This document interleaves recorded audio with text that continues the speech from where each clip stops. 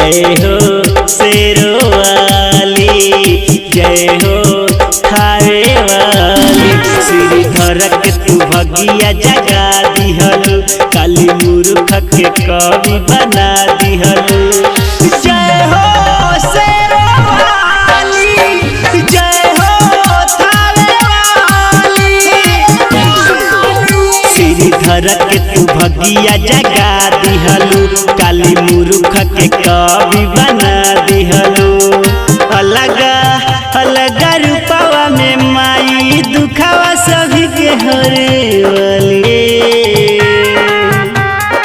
जय हो मनोकामना गोढ़िया हरज वाली, जय हो शेरो वाली, जय हो थावे वाली।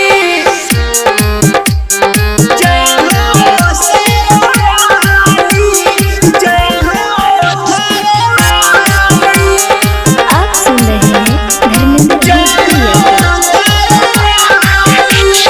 दुनिया से हारी अइली तोहरा दुआरिया, रखी हा गरीबवा पे मैया नजहरिया, मैया नजहरिया।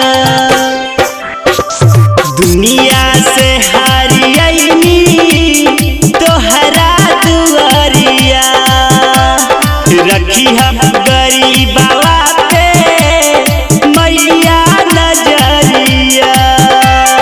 झोलिया फैलवनिए माई भेजी है जनी तू खाली।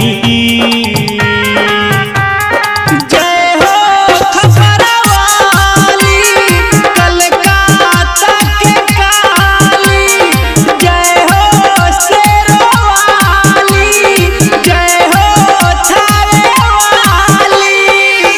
आप सुन रहे हैं जय धर्मेंद्र हो शेरो वाली, जय हो थावे वाली,